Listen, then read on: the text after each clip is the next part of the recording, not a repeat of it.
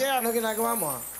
Yun po, nag-join din po ng pageant, tapos call center agent po Bakit ngayon. mo join kayo ng pageant? Ano ba yung feeling yan? Well, yung unang rason po bakit ako sumali ng pageant, Kuya Will, kasi dumating po yung punto na nawalan ho ng trabaho yung magulang ko, tapos nagkahiwalay po sila nung kinakasama niya, tumutulong din sa amin. So, wala ho siyang trabaho. Ako na lang po yung maaasahan ng magulang ko. So sabi ko, ma, tama na ako na muna. Gusto niya po pa akong pag-aralin nun kaya po ako natigil sa pag-aaral. Pero Anong year mo nung natigil ka? natigil ako, second year college po. Anong course mo? Education din po sana, major in math. Pero now, hindi ka nag-aaral? No choice po, Kuya Will. Pinag-aaral ko rin po yung pinsan ko eh. Wow, ito yung mga achievements mo. Grand winner ka ng Ginoong Makisig, 2014. Yan po yung tawag noon sa Ginoong Marikina. Kaso nga lang ngayon po kasi wala na pong Ginoong Marikina. Wala na. Kuha nga tayong ganyan. But anyway, sige. Sino ang kasama mo? Pakilala. Pinapakilala ko po ang pinakamaganda, pinakamasipag, at dakilang ina, ang aking ina. Mama Karen. Hi, Will! Mami mo, batang-bata. Ano gusto niyo sabihin sa anak niyo? Anak, hindi ko man ginusto tong naging buhay natin. Napag-aral ko yung kapatid ko. Pero sarili kong anak hindi ko napatapos dahil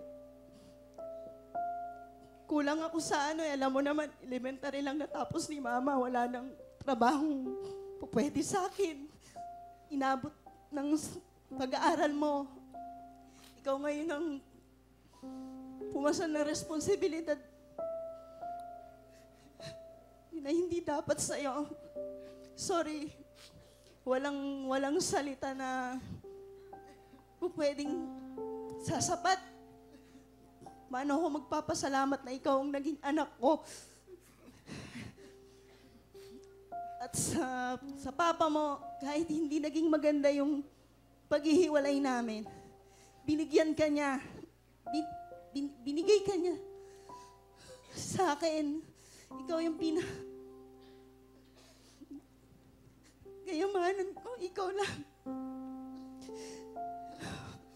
I love you, anak. Mahal na mahal kita.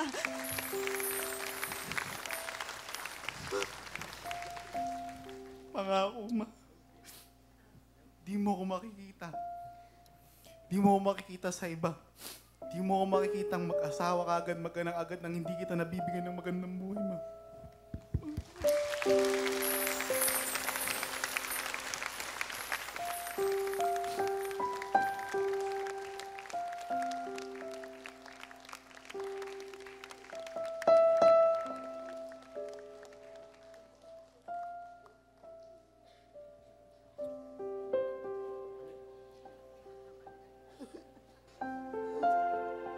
Kaya nga natin noon, lalo na ngayon.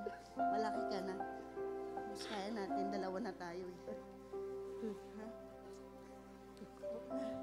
Palapakan po natin si Nanay Karen at si JR. Thank you, Mami Karen. Thank you.